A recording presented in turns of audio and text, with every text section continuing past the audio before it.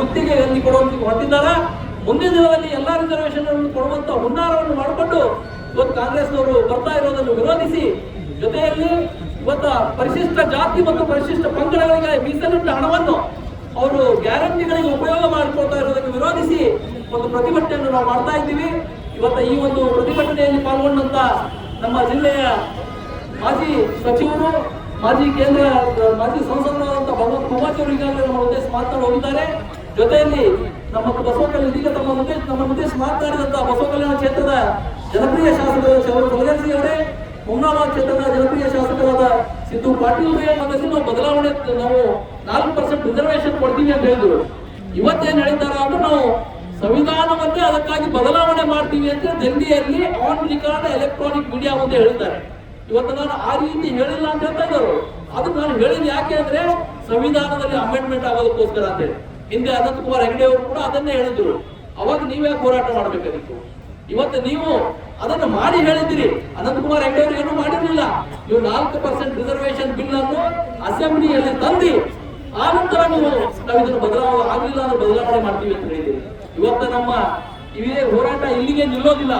ಇವತ್ತು ನಮ್ಮ ದಲಿತ ಮೋರ್ಚಾ, ನಮ್ಮ ST ಮೋರ್ಚಾಗಳು ಈ ಹೋರಾಟವನ್ನು ನಾವು ದಲಿತರ ಪರಿಶಿಷ್ಟ ಪಂಗಡದವರ ಮನೆಗೆ ತಗೊಂಡು ಹೋಗ್ತೀವಿ ಈ ಹೋರಾಟವನ್ನು. ಅದ್ರ ಜೊತೆಯಲ್ಲಿ ಇವತ್ತು ಜಿಲ್ಲೆಯಲ್ಲಿರುವಂತಹ ಎಲ್ಲಾ ದಲಿತ ಸಂಘಟನೆಗಳ ನಾಯಕರಿಗೆ ನಾವು ರಿಕ್ವೆಸ್ಟ್ ಮಾಡ್ತೀವಿ. ಹಿಂದೆ ಕೂಡ ನೀವು ಹೋರಾಟ ಮಾಡಿದ್ದೀರಿ. ಅಮಿತ್ ಶಾ ಅವರ ಹೇಳಿಕೆಯನ್ನು ಇಟ್ಕೊಂಡು ಕೂಡ ಕಾಂಗ್ರೆಸ್ನವರು ಪರವಾಗಿ ಹೋರಾಟ ಮಾಡಿದಂತದ್ದು ನಾವು ಗಮನಿಸಿದ್ದೀವಿ. ಅದನ್ನು ನಾವು ವಿನಂತಿಯನ್ನು ಮಾಡ್ತೀವಿ ದಲಿತ ಸಂಘಟನೆ ಮಾಡಿದಂತ ಮಂದಿರಿಗೆ. ಇವತ್ತು ಅವರು ಸಂವಿಧಾನ ಬದಲಾವಣೆ ಮಾಡಲಿಕ್ಕೆ ನಿಜವಾಗಿ ಹೊರಟಿದ್ದಾರೆ.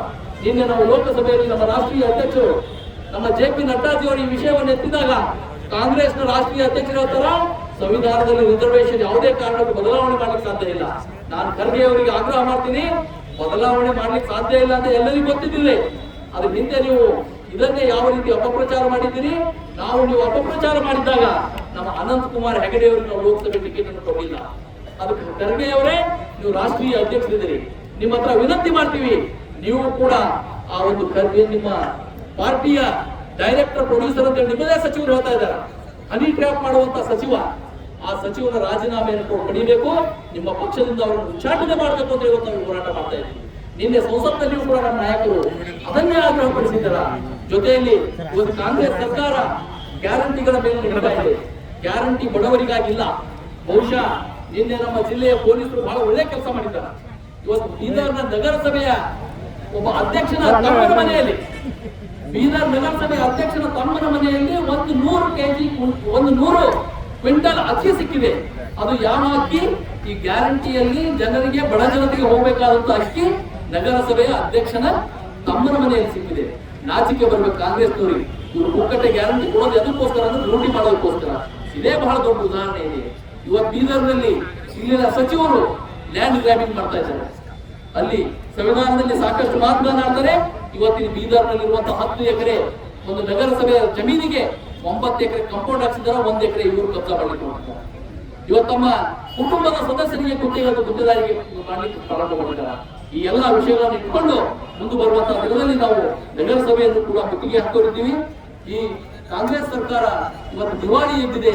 ಈ ಸಿದ್ದರಾಮಯ್ಯನವರು ಕೂಡಲೇ ಈ ಹನಿ ಟ್ರ್ಯಾಪ್ ಮಂತ್ರಿಯ ಒಂದು ರಾಜೀನಾಮೆಯನ್ನು ಪಡ್ಕೊಳ್ಬೇಕು, ಮತ್ತ ಈ ಒಂದು ಹೇಳಿಕೆಯನ್ನು ಕೊಟ್ಟಿದ್ದಾರ ಆ ಹೇಳಿಕೆಯನ್ನು ಹಿಂಪಡಿಬೇಕು ಅಂತ ಒತ್ತಾಯ ಮಾಡ್ತಾ ಇವತ್ತು ನಾವು ಈ ಒಂದು ಹೋರಾಟವನ್ನು ಕೈಗೊಂಡಿದ್ದೀವಿ. ಈ ಹೋರಾಟದಲ್ಲಿ ಪಾಲ್ಗೊಂಡಂತ ನಮ್ಮ ಎಲ್ಲ ಕಾರ್ಯಕರ್ತ ಮಿತ್ರರಿಗೆ, ನಮ್ಮ ಪದಾಧಿಕಾರಿಗಳಿಗೆ, ನಮ್ಮ ಎಲ್ಲ ಶಾಸಕರಿಗೆ ಎಲ್ಲರಿಗೂ ಕೂಡ ಧನ್ಯವಾದ ತಿಳಿಸ್ತಾ ಈ ಹೋರಾಟದಲ್ಲಿ